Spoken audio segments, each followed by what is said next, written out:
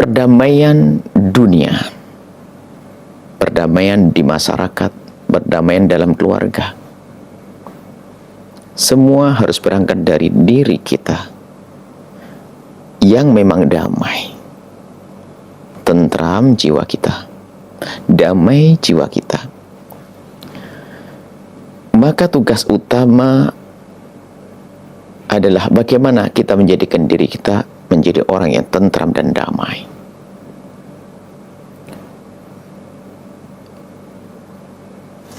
Membebaskan jiwa kita dari hal-hal yang menjadikan kegelisahan di dalam diri kita.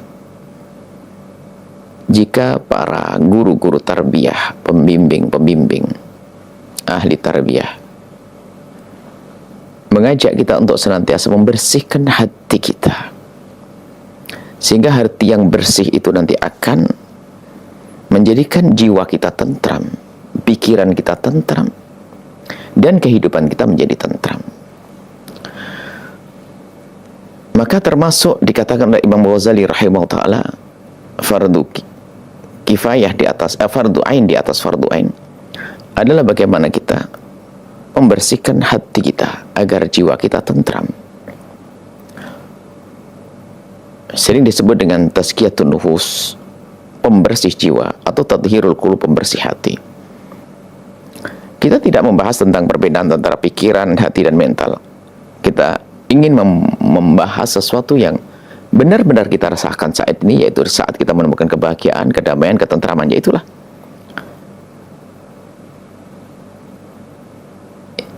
jika seseorang sudah sukses di dalam memerangi hawa nafsunya, jika seseorang telah sukses memerangi hawa nafsunya yang amarah bisu itu, yang mengajaknya dendam, yang mengajaknya mendengki, yang mengajaknya membenci. Kalau orang sudah bisa membebaskan hawa dirinya daripada seruan-seruan kebusukan hawa nafsu, maka apa yang terjadi pada orang tersebut? Dia menjadi orang yang damai, hatinya bersih, jiwanya tentram dan damai. Dia tidak mudah sakit hati, bahkan menjadi orang yang lapang hati, mudah memaafkan, sehingga hidup dengan siapapun dia akan nyaman. Dia nyaman dalam dirinya sendiri, dia nyaman. Sehingga para kekasih Allah menyebutkan, jika aku telah menemukan ketentraman semacam ini, yakni hatinya bersih, nggak ada dendam, nggak ada benci kepada sesama, mereka berkata, kalau seandainya kenikmatan surga itu seperti yang aku rasakan saat ini saya sudah sangat cukup. Karena dia membebaskan dirinya dari kerakusan. Itu juga penyakit di dalam hati kita, sangat mempengaruhi perilaku kita, jiwa kita, pikiran kita. Ketamaan kerakusan menjadikan orang tidak bisa bersyukur atas karunia Allah. Lihat, padahal kalau ditata hati, syukur itu nikmat. Orang diberi apapun oleh Allah, syukur.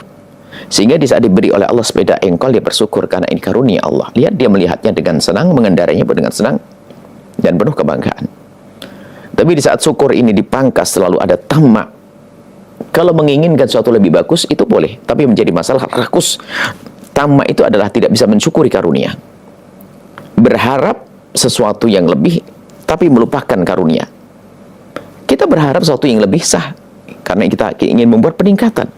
Tapi yang tidak menjadi tidak benar kalau kita tidak bisa mensyukuri apa yang Allah berikan kepada kita. Allah berikan kepada kita apa? Ayo, kita syukuri, maka itu adalah nikmat. Ini menjadikan jiwa kita tentram. Kita pun tidak mudah terpesona dengan bisikan-bisikan syaitan atau bisikan dari kawan untuk beli itu, belanja ini, belanja itu, beli ini, beli itu, dan selain sebagainya, memiliki ini, memiliki itu. Kita tidak terpesona dengan yang demikian itu, sehingga jiwa kita tentram. Akan tapi coba hidupnya orang yang dikuasai dengan kerakusan, lihat, padahal dia sudah mempunyai banyak karunia Allah berikan kepadanya, tapi dia tidak merasa puas, dia menginginkan yang lainnya. Betul yang disabdakan Nabi menggambarkan si rakus itu jiwanya nggak akan tentram selamanya. Sehingga kalau dia diberi oleh Allah satu lembah emas, kan kaya raya, dia merindukan lembah emas yang kedua. Jika dia diberi lembah emas yang kedua, dia menginginkan lembah emas yang ketiga, dan begitu sudah sampai mulutnya kemasukan tanah, baru dia diam. Tersiksa orang yang menjalani hidup dengan ketamaan, kerakusan. Di dalam dirinya kerakusan. Kemudian setelah itu apa? Akan menjadi dia jahat pada akhirnya. Kalau jahat, orang lain tidak akan senang dengan dia. Dirinya nggak tentram dia. Sampai digambarkan Nabi Madibani Ja'iani. Ursila fi min bi afsada min khirsil mar'i alal mali wa syarafi lidinihi. Jadi gambarannya, lihat, ini sebuah contoh saja. Begitu pentingnya kita membersihkan hati kita agar jiwa kita tentram. Tidaklah dua serigala yang lapar dilepas kepada gerombolan kambing, tidaklah serigala itu lebih merusak daripada seorang yang rakus kepada tahta dan harta. Jadi ada orang rakus kepada tahta dan harta. Ada serigala yang lapar, berdua lagi. Ya, kalau serigala satu itu seandainya ketemu domba, ya menerkam, makan dengan tenang. Tapi di saat melihat suara serigala yang lainnya, dia akan bereaksi, tidak terima kalau ada yang mengambil, ada serigala yang mendapatkannya. Jadi padahal di mulut serigala ini sudah ada, ngelihat serigala lain menggigit kambing yang lain, dia nggak terima. Maka sehingga hancurlah itu gerombolan kambing. Ini kekuatan merusaknya seperti itu serigala lapar yang dilepas, dua serigala lapar yang dilepas, tapi tidak bisa mengalahkan orang yang rakus kepada tahta dan kepada dunia. Bagaimana kalau sudah rakus kepada tahta, bisa membeli dengan dunia, ya. Kemudian mencari dunia itu juga nggak peduli, yang penting dapat tahta. Kan bahaya, ini merusak. Sehingga tidak jujur dalam berdagang. Kalau jadi pejabat pun juga culas dan seterusnya.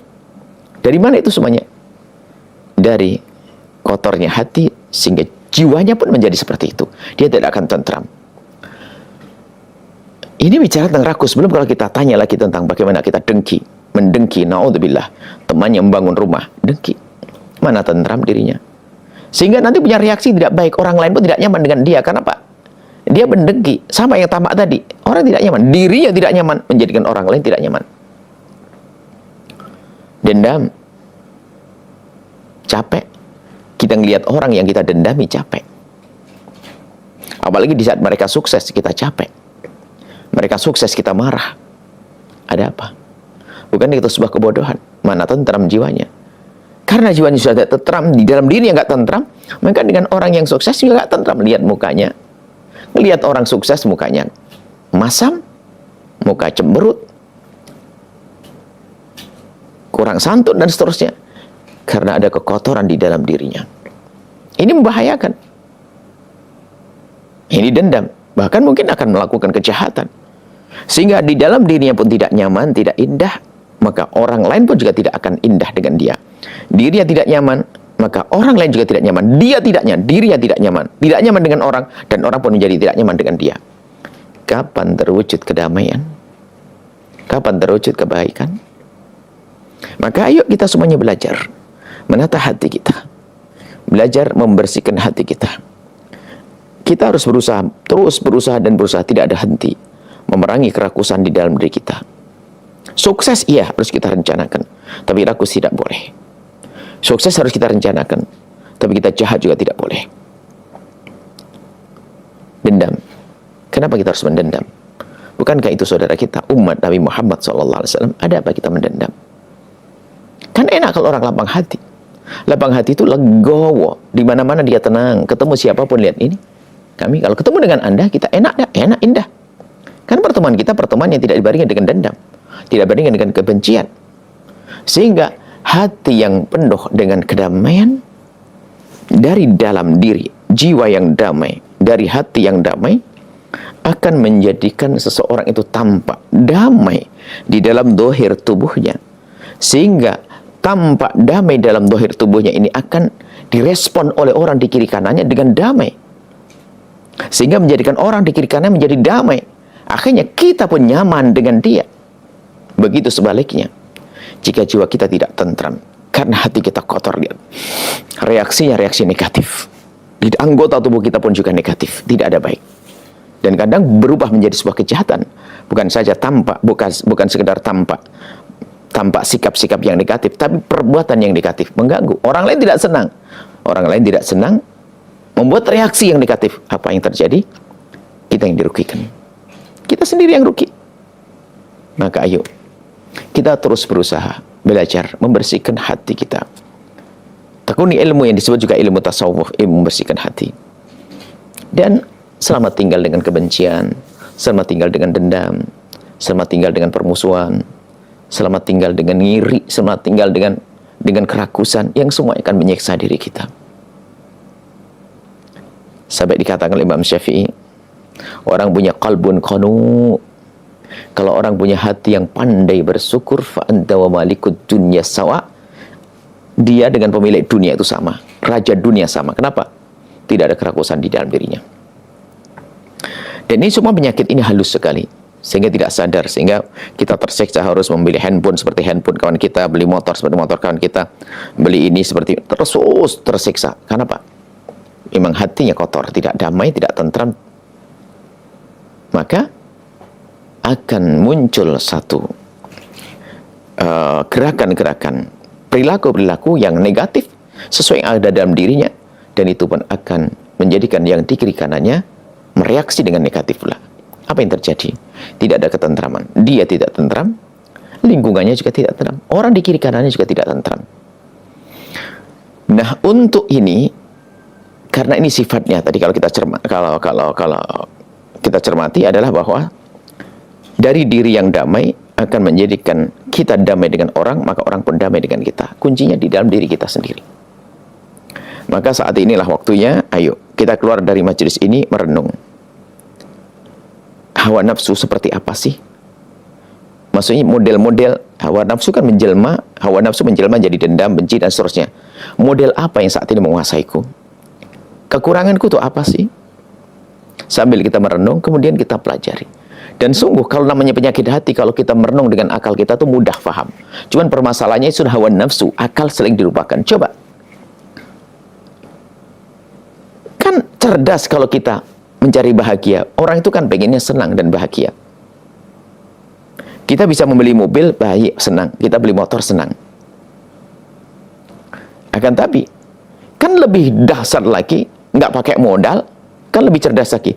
Yang beli tetangga, kita ikut senang loh ya. Coba.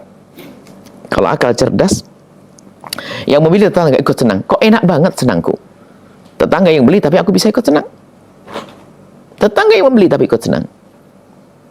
Yang sukses anak tetangga, kita ikut senang. Karena tidak ada benci di hati kita. Akhirnya apa? Hiburannya banyak. Bagaimana tidak merasakan seperti di surga, biarpun belum masuk surga. Hiburannya banyak ke sana, sini ada hiburan, kesenangan. Maka mari kita semuanya serius mencermati diri kita sendiri. Tolong, bukan orang lain, diri kita. Ada sisa-sisa ketamaan, ayo kita pangkas. Sisa dendam, kepada siapa Anda mulai mendendam? Jangan terus dituruti. Dan kadang dendamnya itu busuk sekali. Dendam bukan dendam kepada siapa, dendam kepada orang tuanya, dendam kepada gurunya, dendam kepada orang yang Masya Allah tersiksa dia. Tidak ada keindahan dalam hidupnya. Terus dendam, benci, dengki, riya, dan seterusnya. Sama, contoh lagi riya. Coba kalau kita cermati, semua penyakit hati nyiksa diri. Riya itu adalah berbuat baik hanya pengen dilihat orang. Capek dia. Di saat nggak ada yang melihat tuh, motivasinya hanya dilihat orang. Sehingga tidak dilihat tuh berat ya. Akan tapi yang kenal Allah, berbuat bukan karena manusia, bukan karena sanjungan manusia, begitu mudahnya dia berbuat baik karena dia yakin Allah melihatnya dan akan memberikan karunia pahala kepadanya. Dan di saat seperti itu dia berbuat baik dengan penuh kesenangan, ketentraman, dan penuh kedamaian. Maka mari kita semuanya berusaha, dan harus kita mulai saat ini, detik ini juga, mengorek-ngorek diri kita sendiri, ngoreksi diri kita sendiri. Apa sih penyakit-penyakit, kekotoran-kotoran hati yang bakal mengotori jiwa kita sehingga menjadi tidak tentram, lalu menjadi sebab kita tidak tentram dengan orang lain, lalu menjadi sebab orang lain tidak tentram dengan kita, yang menjadikan sebab dunia itu menjadi tidak enak, panas. Maka koreksi diri kita. Selagi kita sudah pandai menemukan kekurangan diri kita, maka itu langkah awal kita menemukan kebahagiaan.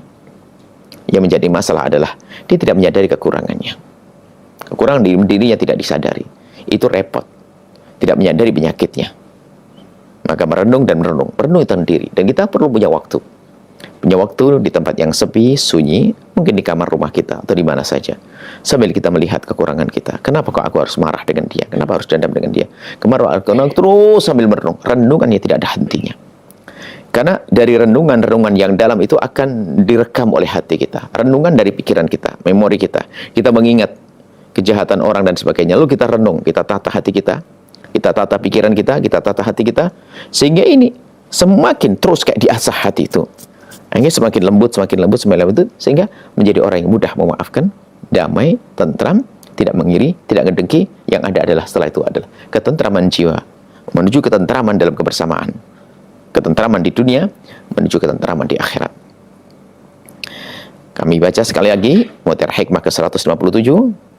Jika jiwamu tidak tentram dan damai, maka jangan berharap engkau bisa tentram dan damai dengan orang lain.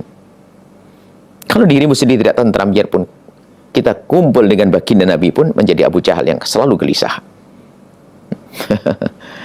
Biarpun teman kita adalah seorang Nabi, karena urusannya di kita. Maka jangan berharap engkau bisa tentram dan damai dengan orang lain. Dan jangan berharap juga orang lain bisa merasa tentram dan damai dengan membersamaimu. Kenapa?